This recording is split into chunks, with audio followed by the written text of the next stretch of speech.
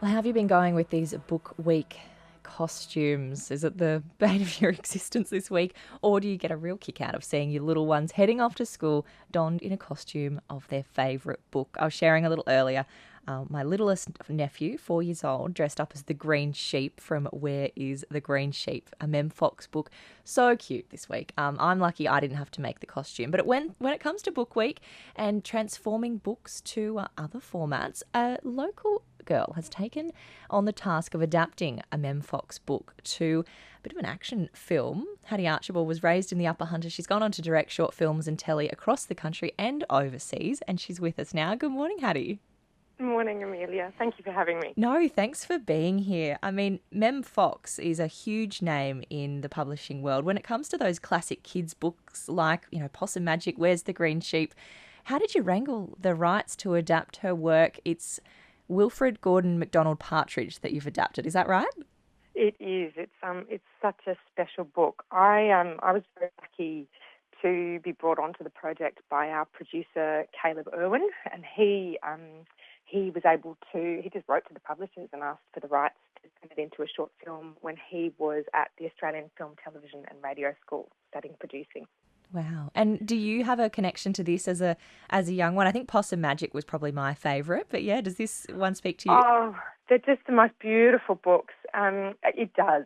We had a copy of Wilfrid Gordon McDonald Partridge at home, and it is just such a beautiful story about the connection between the older generations and the younger generations. And it's the tale of a little boy called Wilfrid who lives next door to an old person's home, and his favourite oldie is Miss Nancy Allison Delacourt Cooper, and they're best friends because they both have four names.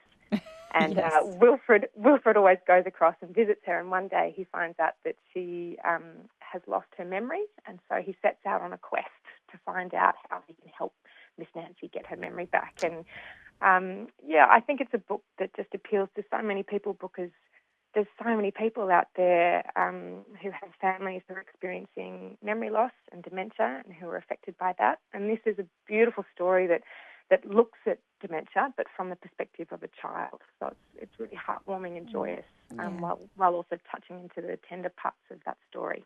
Yeah. So where did you begin then to adapt this for film? Look, we had a wonderful team.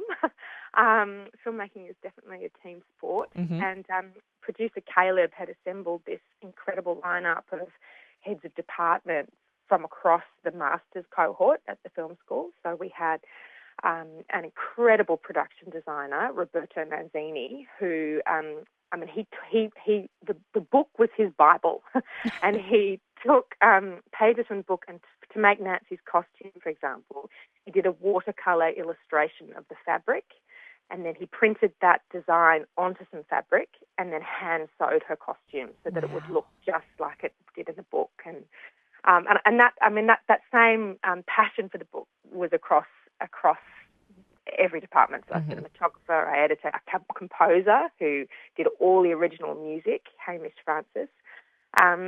We had a great team, and then we just needed to find who our Wilfrid would be and who our Nancy and the rest of our cast would be. And overall, how long has this taken? Like you say, it's a task in itself, finding the right people for the roles, and then the work begins. Yeah, it's so the filmmaking process of the pre-production, production, and post-production took us, I'd say, about a year. Mm-hmm. There were a few months in the lead up to production. The shoot itself was about 7 days, and then we had a bit of a gap before we could start editing, and then we edited over about 8 weeks, I'd say, and then all the music happened and the colour grade and all the other things to tie it together. Gosh, from my end, just flicking on something like iView, for example, and watching, you don't realise how much goes into this. And Hattie, it has just been released on ABC iView, the Wilfrid Gordon McDonald Partridge film that you have made. It's also going to be screening at the Scone Short Film Festival. What's it like when you're able to come back home and watch your creation alongside your hometown? I'm just so excited. I've never done anything like this before. So I'm very grateful to the Scone Film Festival for having us. It'd be just wonderful to share it. I'm just very excited. And we can catch it on iView now. What was that process like, working with the other parts of the ABC? It's been great. I'm lucky I do some other ABC work. I also work on Play School, which has been a lot of fun. And know that through the ABC networks, I was connected in with the acquisitions team, and just enormously grateful that they found a spot for it. I think a short film can sometimes be difficult to program, and they thought, it's a book week, so we have another broadcast on Friday morning at 9:30 on ABC Entertains, and and then I'll be coming down to Scone in person to chat with the Scone Film Festival crowd on the 21st. Amazing. Well, we look forward to seeing it then.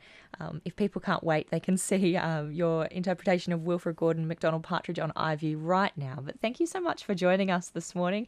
We'll catch you back in your hometown soon. Thanks, Amelia. Thanks for having me. Thank Have you. a lovely day, everyone. Same to you. Thank you so much. Hattie Archibald there, Upper Hunter born and raised, and she's gone on to direct films around the country and the world, and her latest one adapting Mem Fox's classic Wilfrid Gordon McDonald Partridge. You can catch it on iView now and at the Scone Film Festival on the 21st of September, and Hattie will be there as well to talk you through it. But what an incredible process there, and what a privilege to be adapting something from such a classic.